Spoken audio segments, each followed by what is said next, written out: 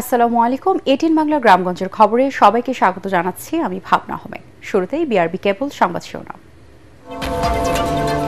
দেশের 7 অঞ্চলে ঝড়ের পূর্বাভাস, সমুদ্র বন্দরগুলোতে 3 নম্বর সতর্ক সংকেত, পাহাড়ি ঢল ও বৃষ্টিতে বিভিন্ন স্থানে নদী ভাঙন। দখল দূষণে নোয়াখালীর চৌমুহনী খালের বেহাল দশা, বন্যায় কয়েকশো কোটি টাকার ক্ষয়ক্ষতি, খাল উদ্ধারের তাগিদ এলাকাবাসী। এবং জামালপুরে চাহিদার তুলনায় প্রস্তুত দ্বিগুণ পশু, লাভের আশা খামারিদের। হবিগঞ্জে বাহুবলীর দাম চাচ্ছেন 8 লাখ টাকা। শুনছিলেন বিআরবি কেবল সংবাদ শিরোনাম। এবারে বিস্তারিত। দেশের 7 অঞ্চলের উপর দিয়ে ঝড়ের পূর্বাভাস দিয়েছে আবহাওয়া অধিদপ্তর। সেই সাথে দেশের সব সমুদ্র বন্দরকে 3 নম্বর স্থানীয় সতর্ক সংকেত দেখাতে বলা হয়েছে। এদিকে উজানের পাহাড়ি ঢল ও ভারী বৃষ্টিতে জামালপুরে যমুনা ও পুরাতন ব্রহ্মপুত্র নদের পানি বেড়ে বিভিন্ন এলাকায় দেখা দিয়েছে ভাঙন। প্রতিনিধিদের পাঠানো তথ্য ও চিত্রে আরও জানাচ্ছেন ফারহিন ইসলাম টুম্পা। উত্তর বঙ্গোপসাগরে ভারী মেঘের প্রভাবে বৃহস্পতিবার থেকে পটুয়াখালী সহ বিভিন্ন এলাকায় দিনভর থেমে থেমে মাঝারি থেকে ভারী বৃষ্টি হচ্ছে। এতে নদ নদীর পানির উচ্চতা বেড়েছে, উত্তাল রয়েছে সাগর। এ কারণে উপকূলীয় এলাকা এবং বন্দরগুলোর উপর দিয়ে ঝোড়ো হাওয়া বয়ে যাওয়ার শঙ্কা করছে আবহাওয়া অফিস। পায়রা বন্দর সহ দেশের সব সমুদ্র বন্দরকে 3 নম্বর স্থানীয় সতর্ক সংকেত দেখাতে বলা হয়েছে। সাবধানে চলাচল করতে বলা হয়েছে মাছ ধরা ট্রলারগুলোকে।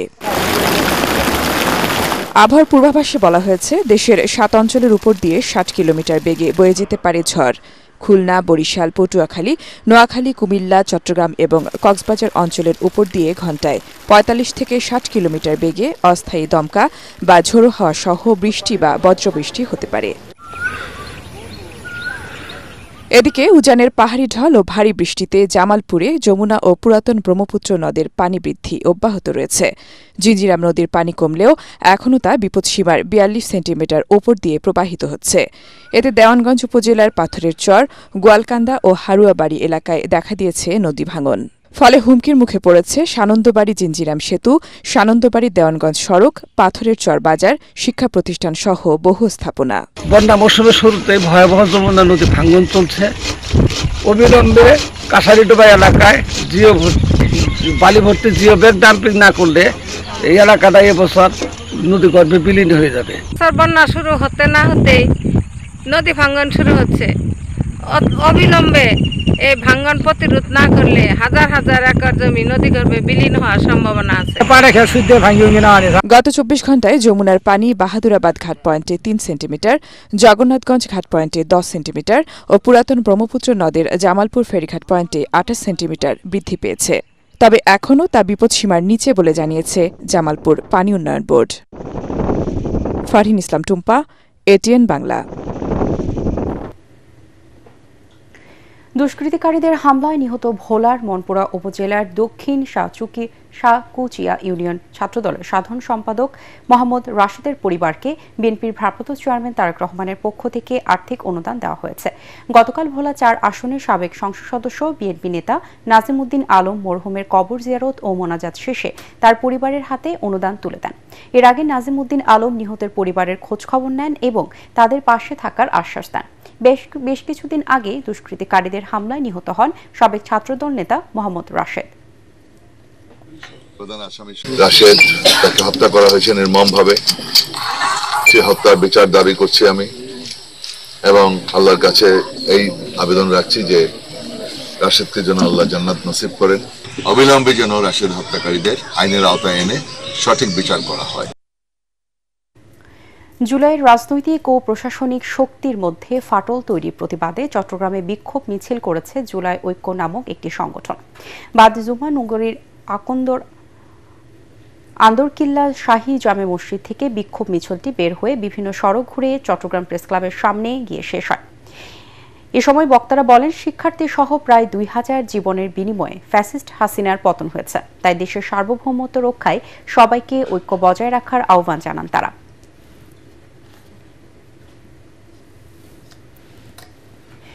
জুলাই অভ্যুত্থান ২৪ এবং গণতন্ত্র প্রতিষ্ঠায় গণমাধ্যমের ভূমিকা নিয়ে রংপুরে আলোচনা সভা অনুষ্ঠিত হয়েছে।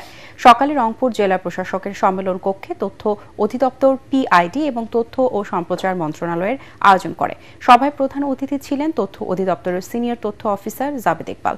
রংপুর বিভাগের বিভিন্ন প্রিন্ট, ইলেকট্রনিক ও অনলাইন মিডিয়ার সাংবাদিকরা সভায় উপস্থিত ছিলেন।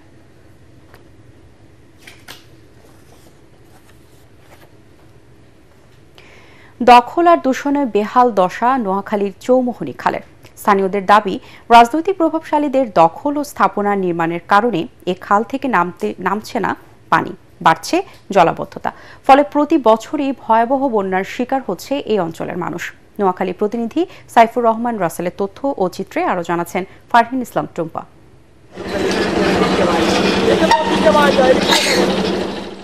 একসময় নোয়াখালীর চৌমোহনী খাল দিয়ে ডিঙি, মহাজনী আর সাম্পান নৌকা চললেও দখল ও দূষণে এখন পরিণত হয়েছে অভিশাপে।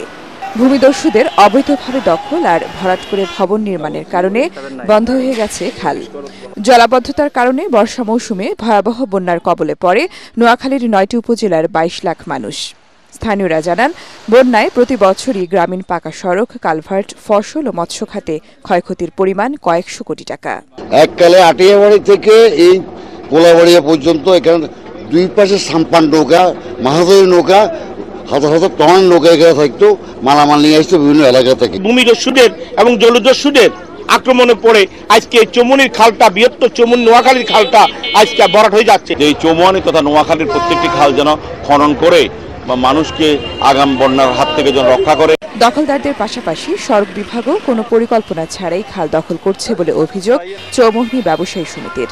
কোনো প্ল্যান ছাড়া এই গাইড ওয়ালটা করতেছে, খালের একটা বৃহৎ অংশ চলে গেছে, এখন এখান দিয়ে ড্রেনের মতো একটা জায়গা হয়ে গেছে। বন্যা জলাবদ্ধতার হাত থেকে রক্ষায় প্রশাসনের নজরদারি দাবি জেলাবাসীর। স্থানীয় সরকার, পৌরসভা তাদের নিজস্ব কর্মপরিধির মধ্যেই বিভিন্ন আপনার ড্রেন, খাল এগুলো পরিষ্কার পরিচ্ছন্ন করছে।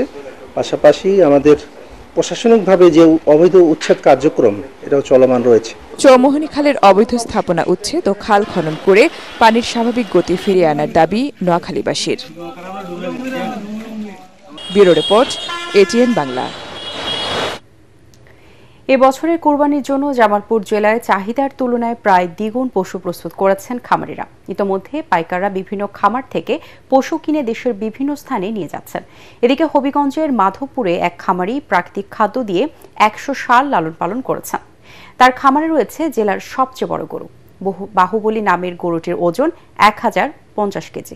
প্রতিনিধিদের পাঠানো তথ্য ও চিত্র নিয়ে রিপোর্ট করছেন আশকুর রহমান।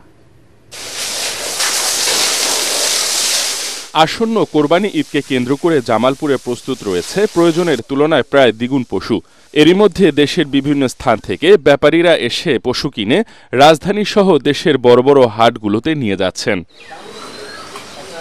জেলার খামারগুলোতে ৭০০ থেকে ৯০০ কেজির গরুর সংখ্যাই বেশি। তবে এবার জেলার সবচেয়ে বড় গরু শাহানশা। শহরের রশিদপুরে লাভলি অ্যাগ্রো ফার্মে ১০০০ কেজির এই ষাঁড়টির দাম ৬.৫ লাখ টাকা হাঁকছেন মালিক মোশাররফ হোসেন। এবার পশুর দাম কিছুটা বেশি।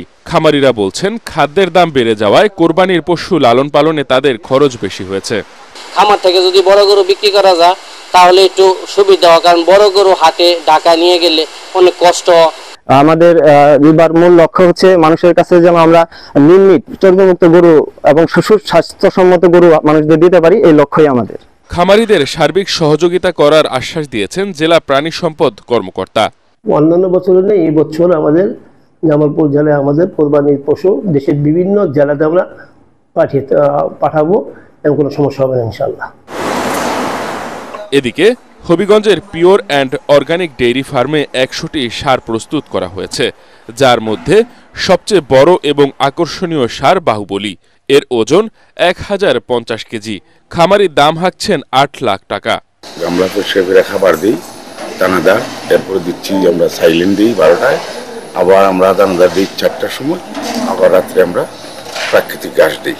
২ বছর যাবত এগুলো আমরা করেছি। একটা গরু হলো সুলতান, একটা হলো রাজকুমার, একটা তুফান। সেই বড় গরুগুলা আমাদের খামারের যদি কেউ নিতে চান তাইলে আমরা হয়তো একসাথে বিক্রি করলে আমরা 20 লক্ষ টাকা বিক্রি করে দেবো। ভারত থেকে গরু আমদানি না হলে দেশীয় গরু লালন পালনকারী খামারিরা লাভ হবেন বলে মনে করছেন এই কর্মকর্তা।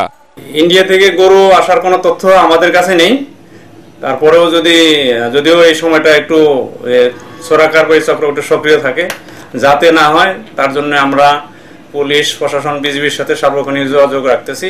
প্রাকৃতিক খাদ্য দিয়ে লালন পালন করা পশু রোগমুক্ত এবং ক্রেতাদের চাহিদার শীর্ষে রয়েছে বলেও জানান তিনি। Bureau report, ATN Bangla. নানা কর্মসূচির মধ্য দিয়ে যশোরে গ্রাসরুটস ফুটবল দিবস এবং বিশ্ব ফুটবল সপ্তাহ উদযাপিত হয়েছে। দুপুরে সদর উপজেলার হামিদপুরে শামসুল হুদা ফুটবল একাডেমি মাঠে বাংলাদেশ ফুটবল ফেডারেশন আয়োজিত অনুষ্ঠানে প্রধান অতিথি ছিলেন বাংলাদেশ নিযুক্ত আর্জেন্টিনার রাষ্ট্রদূত মার্সেলো কার্লোস সিসা। অন্যান্যের মধ্যে বক্তব্য রাখেন বাংলাদেশ ফুটবল ফেডারেশনের সভাপতি তাবিত আওয়াল। অনুষ্ঠানে 8 থেকে 14 বছর বয়সী 6 শতাধিক তৃণমূল ফুটবলার অংশ নেন। পরে অংশগ্রহণকারীদের মাঝে সনদ বিতরণ করা হয়। আমরা যারা বাফুফে কর্তৃপক্ষরা আছি, আমরা সবাই নিরলসভাবে কাজ করতেছি যে বাংলাদেশের ফুটবলটাকে জন্য এবং গ্রাসরুটস লেভেল থেকে এই উপর পর্যায়ে নিয়ে আসতে পারি। কারণ আমরা খেলা একটা দুটা জিততেও পারি, হারতেও পারি, কিন্তু পাইপলাইন ঠিক না থাকে তাহলে খেলা কনসিস্টেন্সি থাকবে না। পরবর্তী সংবাদ দেখার আমন্ত্রণ জানিয়ে এখনকার মতো শেষ করছি। এটিএন বাংলার সংবাদ ইউটিউবে দেখতে ব্রাউজ করুন youtube/ATN Bangla News। ধন্যবাদ সবাইকে।